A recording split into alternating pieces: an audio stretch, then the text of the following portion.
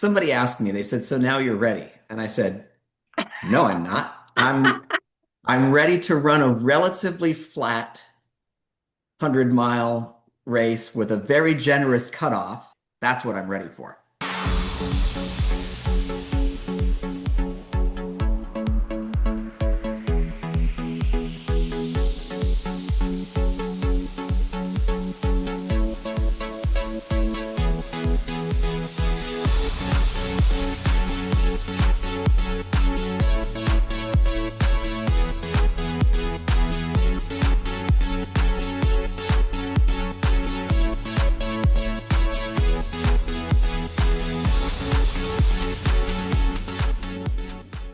I'm Michael, I'm Chris, and we're Breaking Impossible.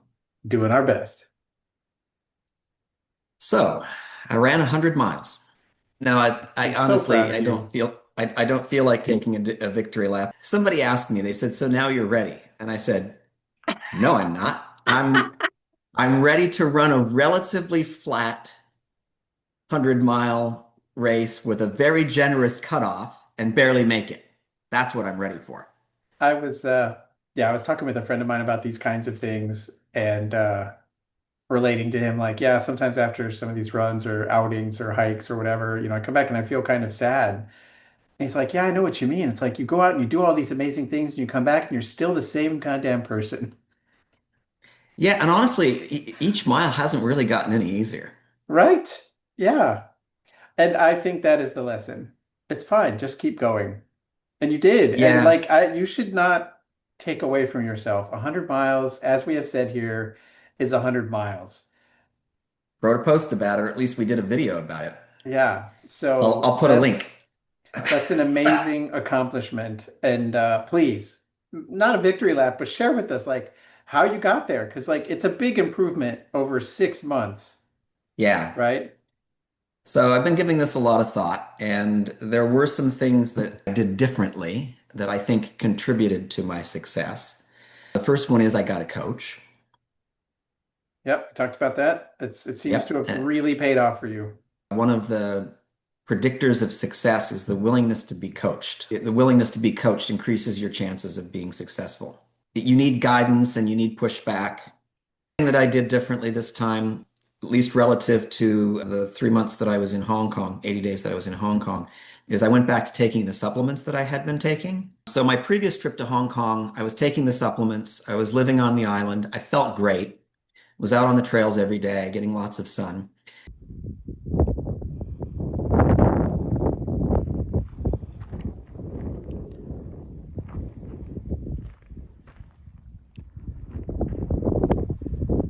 This last trip, I wasn't taking the supplements. I felt like hell. I was still out on the trails. I was still getting sun. It might have been a little bit different time of year, but I also had injury and I was sick the whole time I was there. So anyway, the one thing I can tell you is that I look and feel a lot better than I did when I was in Hong Kong. Yeah, so the things you did differently then for this 100 miler was you went back on the supplements, you were getting better sleep, you were at home. Yes. Yeah. So that's probably, I want to do an entire video about noise and confounding contributing factors, but that's probably the real thing that was the most important. When I was in Hong Kong, I prepaid for a hotel because it was cheaper. Shouldn't have done that. It was not a comfortable room. I couldn't get the temperature right. The bed was uncomfortable. A number of things kept me from sleeping properly. Mm, The previous trip, I was staying in a friend's flat, three-bedroom with a view of the ocean and privacy, and I slept great every night. right. Could make the room nice and cold. So yes, I've been getting good sleep, sleeping in my own bed again. So Yeah. that's one thing that's different. But then there's the other thing is, and I used this in my mental preparation for my self-talk when I was out on the course. I reminded myself about what my previous training has been and what my previous accomplishments were. So it's not like I'm starting from zero, right? Yes, I did go from second to last in a 30K Gurkha challenge and just a few weeks later to finishing 100 miles. But I've been running for about a decade now and training for the Four Trails for six That's years that's why at I'm least. laughing. Like you Yeah, and I and have been at this a good long time. We've talked about it. It's funny that yes. So then It that took you begs the this question long is, to like have that be your self-talk. yeah, well, again, it also begs the question about whether anything else is that what got me there, or just all the things I've been doing up till now. And of course, it's all of those things, right? Yeah. But I did have that self-talk. I had some David Goggins silly things I would say out loud to motivate Who's myself gonna carry the and scare boat? other people out on the You trail. don't know me, son. Uh, but I was also reminding myself this isn't my first time, right? And I had a plan for when things go wrong Hmm. mentally.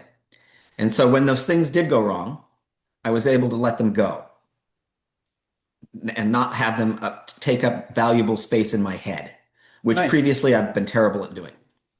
I've been We've there. talked Yes. we've talked about this, yeah. I was able to convince myself that it didn't matter rather than obsess over it. I tried to replicate the Four Trails conditions the best that I could. I'm doing it Four Trail style. No poles, no headphones, no watch, no smartphones. So I did not wear headphones and I did not use poles. I did not have a pacer. These things are all allowed in the race. I could have done Sure. these for the 100 miler. Sure.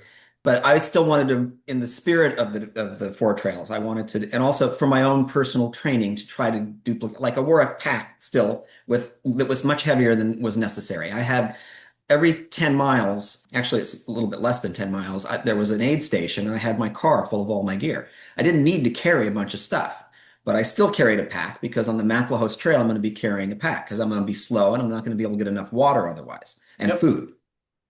Even though I had mental rehearsal for the event, because I'd done 100 miles on that course already. Right. Individual loops. Yeah. Yeah, I kept going out and doing them over and over again. And it's one of the reasons I did this is I can't remember if I mentioned this in the last video or not, but every time I do one of the Four Trails, it feels like it's shorter. Every time I do one of the harder sections, it feels like it's less difficult. Yep. And so as I'm out doing these loops, as much as they sucked, I reminded myself every time I did one, it's going to feel shorter. So anyway, one of the things that happens that can help you slow time down is to look for the novelty in things. So if I were out on the trail and I started looking for things I hadn't noticed before, that would slow down my perception of time. And Interesting. one of the reasons each loop felt shorter was because there's no longer any novelty. I've seen all that stuff before. The brain just ignores it. So I suspect that listening to music may make it feel easier in the moment, but it may make the perception of the time greater. It seems logical. Yeah, I don't know. I haven't worked this out yet exactly, but Yeah. anyway, Like you, I try not to go running or do much exercise with headphones anymore. When I do it, just as often it seems like noise. yes, It's just 100%. it's I've learned that I bothersome. prefer not to have it. Yeah. And I've also learned that I prefer not to have the watch. So anyway, so for mental preparation, one of the things I did not do is I did not mentally rehearse finishing the race in under the cutoff, Oh, which interesting. is which is strange because I've never done the last part of the Lantau Trail. It's the first section because you do it in reverse order. I've never done that running down to the post box without thinking about imagining I'm in Four Trails, right? Interesting. Yeah. Yeah. So I could have done that. That might have helped. My shoes were too worn. I should have had newer shoes. I brought Or lots of shoes. worn. I see. Yeah, I changed my shoes 5 times. I'm sorry, 3 times. I changed my socks 5 times. But the truth is I need new shoes. You need them to be broken in. These are way more than broken in. It's time for new They're just shoes. plain And broken. well, the tread is gone. So I ran the risk of a shoe failing with a 10 mile, it was 10 miles to get to the next shoe. I wasn't carrying a Right. pair of shoes. Right. Previously, I was focused too much on whether or not I could do a sub 30 100 miles. My previous times out on the trail would indicate that I could do that. The pace I was going, it seemed like under 30 was a possibility. Wow. Trying to do that probably would have cost me the race because you have to pace yourself for the 100 miles, and I hadn't done 100 miles yet. Right. So pacing yourself for a 30-hour race, if you're not up to it, and this is a theory I have about people in Four Trails going out too fast on the Maclehose Trail. So Yeah. think, So think, just quick reflection, like I recognize everything you're talking about, right? That's why I try to get out on the Sormland trail as much as I can because it's exactly Hmm. what you say. Like I get more familiar with it, and each section feels shorter, more familiar, more regular. Like, oh, I hate this part, but it's only a couple of kilometers and it'll be over soon enough, right? Right. All of that. So when I Hmm. ran that race, the last time I ran that race, I wound up like dead last in the pack and I didn't care, and that was fine because I knew about going out fast and everything. And I wound up, this woman caught up to me and we ran along for a while, and then I just let her go on. Turns out she won the women's category. Hmm. So she had paced herself already, and like Hmm. that was pretty amazing. I always was curious because there was a guy who started late and they let him go ahead and start late, and he like bolted past me. Hmm. And I was like, how is he going to make it all? I don't You know. know, But that's really interesting because there were two guys that I met out on the course prior to the event that were there. And one of them had he was going to do the 150 miles, and he'd previously done 100 miles multiple times. And his buddy was doing the 100 miles for the first time, and he was pacing him. mm, I don't think he finished, by the way. But I do remember at the very start, there's this uphill part before you turn left, and I remember hearing him say to his friend, "Don't run, walk.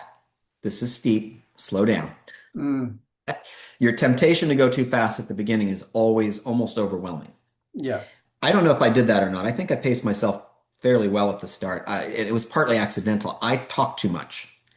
I am very chatty, and that's one of the mistakes I made. I probably should have spent less time talking to people out there. It's good and bad. You get a certain amount of energy from it, but it Well, costs you you in do. time. Yeah, you do. I Not especially everyone do, does. especially since I am semi-retired now and I don't get out much. And so anytime I have a chance to talk to people, it's pent-up demand, and I just gush. But then also, my friends showed up at different points to encourage me and take some video and pictures, which I will include. And that gave me mental energy, but it also slowed me down because I was stopping to talk to them. Right. These things all add up. I had 22 minutes to spare at the end, right? So I could have probably managed my time a little bit better, something to be thinking about in the future. I did manage my nutrition well. I was eating bagels every loop in training. I got to the point where by the end of that 100 miles, I don't ever want to see another bagel again as long as I live. Well, that's something you Um, didn't mention earlier, that's something that's a major milestone for you. Getting more carbs in per hour is something that's a big But challenge for just me. just eating, period. Oh my Just word. eating, The period. So number I of times did, we've been out there in the middle of the night and I've been like, you haven't eaten forever while I'm like gobbling stuff. but I perceive that I could have still done better than I did. I mean, that's probably true, but we'll always have Yeah, that perception. So, yeah. But I pretty well know that. So my coach was complimenting me on this. Yes, I ate enough. I probably should have still eaten more. It wasn't sufficient, but it wasn't ideal. right. That's good So though. yeah. And then the other thing is the heat. So I did manage the heat well enough that I paced myself, slowed down on the hills, went faster to get out of the sun, slowed down in the shade to cool down and all that sort of thing. But I totally failed to miss to use a tool that I could have used. They had ice at the start. Oh, wow. The whole race, they had ice ready available to you. I never took advantage of it. I have these hats that I brought. I had multiple colors, so I could switch out hats. White during the day to reflect the sun, for example. These hats are designed to be soaked in cold water and keep your head cool. Didn't do it. I have one that I got in Hong Kong that has a flap inside where you can put ice in the brim or in the top of the hat. It's amazing. So you probably know that professional football players, when they're training in the heat, they have these machines that they put their hands in. It cools their Oh, I've hands seen down, that. so it Yeah. lowers their core temperature, better than Yeah. putting something cold on your carotid artery, but your Yeah. hands. Cool Yeah. your hands down, cools down your core temperature. Yeah. I know this science. There was ice. I didn't think of it. And the reason I finally was aware of it was because a woman who didn't finish, she got all the way to the last lap, the poor thing. She was really struggling. She couldn't speak. She was tilted to one side. She has people helping her. At one point, she had a bag of ice and she handed it to me to let me use for a minute. And I remember thinking to myself, why wasn't I doing that every loop during the hot part? Sure. It would have probably helped. Yeah, I'm sure it would have. Yeah. So there Wow. are things I could have done better, but I have a list of these things. And this all gets to the reason why I spend so much time on this course and why I go to Hong Kong as often as I do, and is why I spend as much time on the trails. There's no substitute for experience. There are things that I have learned by doing these things that I couldn't have learned any other way. Yeah, it's interesting that the learning is specifically affixing in memory because, like, it's funny. All these things are Yes. things we have talked about for years, but like your ice experience here, you just didn't remember until you were kind of forced to in some way. Yeah, it's like we were talking the other day about how we both know that listening to music improves our mood, but I forget to use that as a tool sometimes when my mood is down. I Mm, forget, oh, wait a minute, listen to music, you'll feel better. yeah, Same thing with ice, or like you say, even if you learn it, the ability to have it at top of mind, be present in the moment, be able to use that information, yeah, that's a different thing. And again, that only comes from experience and from practice. You want to be good at running long distances, you run long distances. You yeah, do the thing that you are training for. That's the best training for that thing. yeah. Of course, that's true. Yeah. Yeah. Well done. Thank you. I mean, just all the way around. What a huge improvement over a few months. It really Yeah, is it's a encouraging. I got past a some pinnacle. injuries and I've gotten back to a base level of fitness that, I'm working against the clock. I feel like we probably can't slow down the clock or reverse the clock, but I'm doing everything that I can to fight any kind of decline. And just being able to get back to that base level of fitness through long, hard work is very rewarding. Yeah. But it's also very sobering because now the real training is going to be in front of me. Yep. And I know how hard it's going to be to do it. And I know how much work there's going to be. It's funny too, because yesterday I went out just for an hour run, an hour easy run. And I didn't really feel like going, and I didn't really feel like running an entire hour. But I remind myself the day of the event is not when you succeed. It's that day that I was making myself do the hour that I didn't feel like doing That's right. and running the entire hour that I didn't feel like running. Yep. That's when you succeed. When the cumulative number of those things are added up and then you apply them on the day of the event, you have an opportunity, not guarantee, because things can still go wrong, but you have a chance of succeeding. Yep. And I'm going to get his name wrong, which is a pity, but you're familiar with Gil Scott Heron? I've heard the name. Yeah. So a great poet and singer from late 70s, maybe. But he has a tune called I Always Feel Like Running. And the portion that I think about a lot is where he reflects on what you just said, basically. Is like because running is the way your life will be measured, as in the long run. And he has many, many Ah, others. But anyway, we should put a link in the comments. It's a okay. great tune among many other great tunes. So anyway, he's a great poet, a great tune master as well. Sort of, I don't know. I don't know. I don't even know how to classify him. I'm unqualified to classify him. But those, I always feel like running is such a good song. So Well, I'd I'll like to share it finish too. by talking about our screen, by talking about our backgrounds. Normally we do it at the beginning. Mine's changed Oh, back to a photo of Hong Kong. What's yours?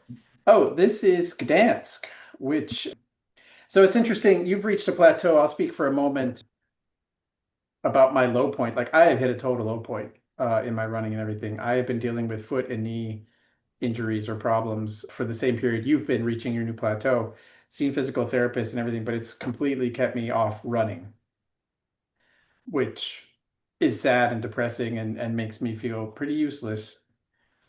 And then I'm looking at, so what am I going to be able to run something this year? What would it even be? Because as I was just saying, like the Sormlands one has been my go-to qualifier. It's at the right time. It's later in the fall.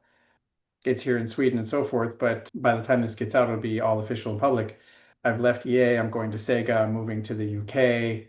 That Congratulations. Thank you. That's a huge upheaval, and like I haven't even started looking at races over there. Hmm. So I want to find a qualifier, but this the Sormlands was such a good one because it was so in tune with like the Four Trails Challenge vibe. in so many ways. And so I really, really liked participating in that all year long, basically. In Hmm. my own mind mostly, to be fair, but still. So I'm not sure. But one of the things I have been doing is getting around to see things and try to keep the motivation up. So Gdansk is a Polish town on the north of the country, on the south of the Baltic Sea. I mean, so many layers of history. Many people will know it as Danzig, which is where, of course, World War II started. And it's just got so much more than that. So this is right in the middle of town. That is a tower on the medieval city wall, which is then right next to the left of it. I'm pointing the wrong direction, but over there. It's a marketplace built in the 1800s. It's just like layer upon layer upon layer. And you and many of our viewing friends will already know why that's attractive to me.